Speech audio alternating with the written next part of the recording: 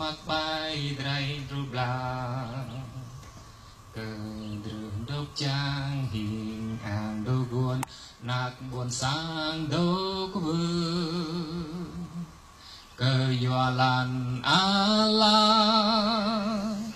cơ dọa klei Êngiê cơ dọa klei át đô cơ đi buồn sang ơi.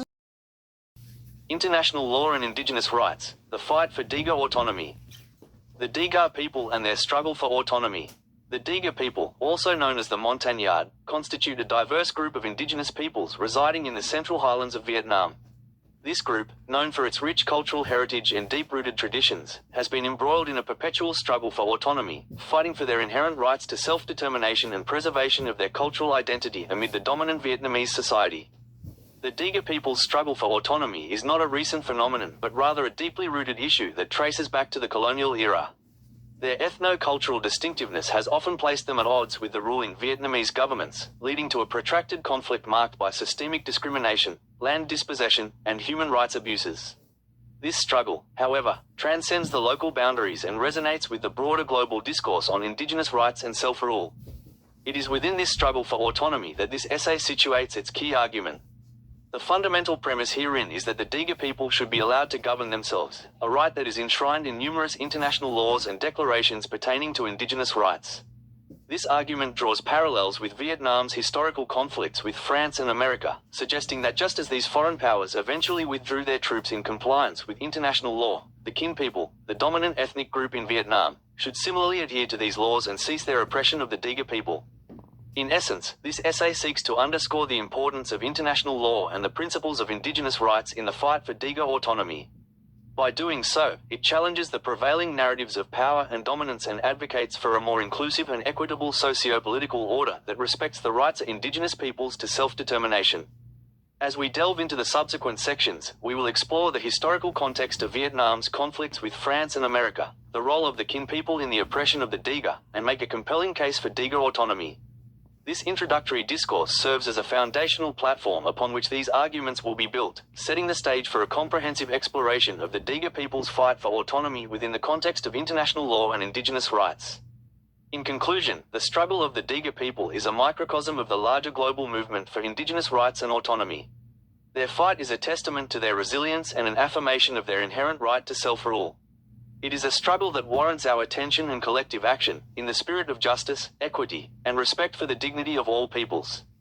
1. Historical context: Vietnam's conflicts with France and America. One cannot delve into the discourse of the Diga people's struggle for autonomy without understanding the historical context of Vietnam's conflicts with France and America. It is a common misconception that these world powers withdrew from Vietnam due to the latter's military might. However, a closer examination of historical events tells a different story, one that underscores the significance of international law in shaping geopolitical outcomes. Starting with the French colonization of Vietnam in the late 19th century, the French endured a protracted conflict with the Vietnamese people. The Indochina War, which spanned from 1946 to 1954, was a clear testament to the Vietnamese resistance against colonial rule. However, it was not Vietnam's military strength that led to the French withdrawal. Instead, it was the international pressure and the severe criticism of colonial rule that ultimately forced France to relinquish its colonial possession in Indochina. The 1954 Geneva Accords, an international agreement, ended the war and marked the beginning of Vietnam's division into North and South, a division that would later spark another conflict, this time with America.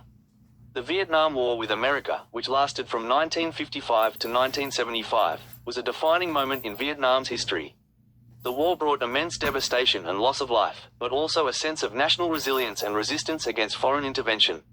Yet again, it was not Vietnam's military prowess that drove America to withdraw its forces. The US retreat was largely influenced by the international outcry against the war, anti-war sentiments domestically, and the signing of the Paris Peace Accords in 1973, an international treaty aimed at restoring peace in Vietnam.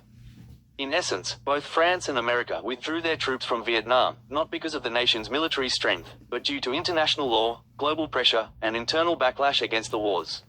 This historical context is vital in understanding the argument for the Diga people's autonomy as it highlights the power of international law and global norms in influencing geopolitical decisions. It also sets the stage for the subsequent discussion on the role of the kin people in the oppression of the Diga and the case for Diga autonomy. 2. International law and indigenous rights. International law encompasses a set of rules and principles governing relations between states and other international entities. Indigenous rights, and cultural characteristics and historical continuity with societies predating colonial expansion. Within this framework, the intersection of international law and indigenous rights provides a compelling platform for advocating the autonomy of the Diga people. The United Nations Declaration on the Rights of Indigenous Peoples, UNDRIP, adopted in 2007, sets the international standard for the treatment of indigenous peoples. This comprehensive document acknowledges the unique challenges faced by indigenous peoples and upholds their rights to self-determination, cultural preservation, land and resources, among others. A pertinent aspect of this declaration to the Diga struggle is Article 3, which asserts the right of indigenous peoples to self-determination, allowing them to freely determine their political status and freely pursue their economic, social and cultural development. As a member of the United Nations, Vietnam is expected to respect and implement the principles set forth in UNDRIP. However, the reality on the ground suggests a different narrative. The Diga people, also known as the Montanids, have long been marginalized and their rights to cultural preservation, land, and resources have been systematically violated. This discrepancy between international law and national practice underlines a critical area of conflict. A principal factor contributing to this discord is the lack of effective enforcement mechanisms for international law. Despite the existence of international laws and agreements designed to protect indigenous rights, their implementation relies heavily on the political will of the individual states. In the context of Vietnam, the central government has been reluctant to acknowledge the distinct identity and rights of the Diga people. The International Labour Organization's Convention 169, another significant international legislation, provides a potential pathway to address this issue. The convention, which Vietnam has yet to ratify, obliges states to respect the customs and traditions of indigenous peoples, recognize their land rights, and consult them on matters affecting their lives. In conclusion, international law and indigenous rights provide a robust framework for advocating for the autonomy of the Diga people. However, the effectiveness of these laws and conventions is contingent upon their acceptance and implementation by the Vietnamese government. The challenge, therefore, lies not only in advocating for the rights of the Diga people but also in pushing for the enforcement of these international norms within Vietnam. 3. The role of the kin people in the oppression of the Diga. The kin people, the dominant ethnic group in Vietnam, have played a significant role in the oppression of the Diga people. This oppression, steeped in a history riddled with conflict and the struggle for power, has resulted in the suppression of the Diga people's autonomy. However, the principles of international law stand as a beacon of hope for the Diga people, advocating for their rights and freedom. The kin people's oppression of the Diga is not merely a product of contemporary circumstances. It is deeply rooted in historical contexts, particularly the endeavor of the Vietnamese government to unify the country under a single national identity. This identity, predominantly kin, has led to the marginalization of other ethnic groups, including the Diga. Over the years, the kin people, backed by the Vietnamese government, have implemented policies that have significantly impacted the Diga people's way of life. The government's program of forced relocation and assimilation, for example, has caused the Diga to lose much of their ancestral lands. This has not only affected their livelihood but also eroded their cultural identity. Moreover, the kin people have systematically denied the Diga access to education, healthcare, and other essential services, further deepening their marginalization. This systemic oppression has created an environment where the Diga people's rights are continually violated, leaving them voiceless and powerless. However, the principles of international law present a different perspective, one that advocates for the rights and autonomy of indigenous peoples. The United Nations Declaration on the Rights of Indigenous Peoples, UNDRIP, for instance, affirms the right of indigenous peoples to self-determination and autonomy in matters relating to their internal affairs. In light of these principles, the kin people's oppression of the Diga stands in stark violation of international law. Hence, it is argued that the kin people should return to Hanoi and cease their oppressive actions against the Diga. This is not merely a matter of moral responsibility but also a legal obligation. By obeying international law, the kin people can help restore the autonomy of the Diga and promote a more just and equitable society. In conclusion, the kin people's role in the oppression of the Diga is undeniable. However, the principles of international law stand firm against such oppression, advocating for the rights and autonomy of the Diga. Thus, it is incumbent upon the kin people to respect these principles and take the necessary steps to end the oppression of the Diga. 4. The case for Diga autonomy. The argument for Diga autonomy is rooted in the principles of self-determination, cultural preservation, and basic human rights, all of which are cornerstones of international law. The Diga people, having a distinct cultural identity and a historical lineage tied to the Central Highlands of Vietnam, hold an inherent right to self-rule and self-governance, a notion supported by international legal frameworks. The United Nations Declaration on the Rights of Indigenous Peoples, UNDRIP, adopted in 2007, serves as a powerful instrument in advocating for Diga autonomy.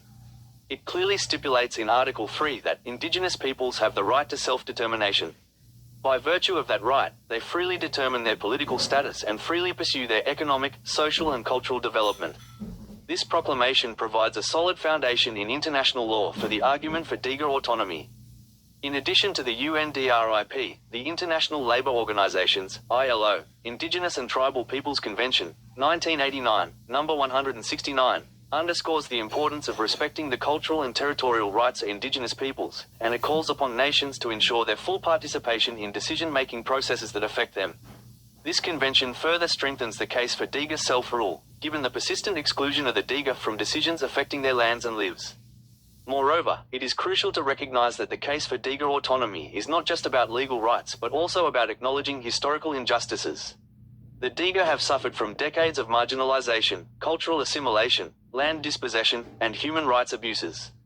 Autonomy would provide a pathway to redress these grievances, and it is a vital step towards equitable development and peace in the Central Highlands. The case for Diga autonomy also resonates with the broader global trend of recognizing Indigenous rights and autonomy. From the Sami people in Scandinavia to the First Nations in Canada, Indigenous groups worldwide are increasingly gaining recognition of their rights to self-governance. The Diga should not be an exception to this global movement. Finally, granting the Diga autonomy aligns with the fundamental principle of the rule of law, which demands that power be exercised in a way that is fair, just, and respects the rights and freedoms of all individuals. The Kin people's continued oppression of the Diga is an affront to this principle. Allowing the Diga to rule themselves would not only rectify this but also showcase Vietnam's commitment to the rule of law and human rights. In conclusion, the case for Diga autonomy is both legally sound and morally justified. It is a call that aligns with international law, respects cultural diversity, acknowledges historical injustices, and upholds the principles of justice and the rule of law. It is high time for Vietnam to heed this call and let the Diga people rule themselves. 4. Conclusion: the fight for Diga autonomy. In conclusion, the quest for Diga autonomy is a fight for justice, a fight for recognition, and a fight for the right to self-governance. This essay has examined the historical context of Vietnam's conflicts with France and America, revealing how the withdrawal of these powers was not a testament to Vietnam's military prowess, but rather a compliance with international law. The case for Diga autonomy is cemented in international law, which recognizes the fundamental rights of Indigenous peoples. It is through the lens of this law that we must view the plight of the Diga people, acknowledging the injustices they have suffered and the pressing need for change. The role of the Kin people in the repression of the Diga cannot be understated. Their return to Hanoi is essential to pave the way for Diga autonomy. The fight for Diga autonomy is not just about land or power. It is about honoring the inherent rights of Indigenous peoples, as recognized by international law and treaties. It is about acknowledging the unique cultures, traditions, and histories of these communities, including the Diga people, and ensuring they have the freedom to govern themselves according to their customs and beliefs. The Diga people's struggle is a testament to their resilience and commitment to their rights. Their fight is a beacon for other Indigenous groups worldwide, reaffirming the importance of autonomy and self-governance. It is a call to action for the international community to respect and uphold the rights of Indigenous peoples. For the Diga, the fight for autonomy is far from over, but the path towards self-governance, illuminated by international law, is clear and indisputable. As we move forward in our understanding and application of international law, it is crucial to remember its power to rectify historical injustices and promote equality. The case of the Diga people is a stark reminder of this power. The time has come for the Diga to rule themselves, to reclaim their autonomy and re-establish their inherent rights, as enshrined in international law. Their fight is a fight for all of us, a fight for justice, dignity, and the right to self-determination.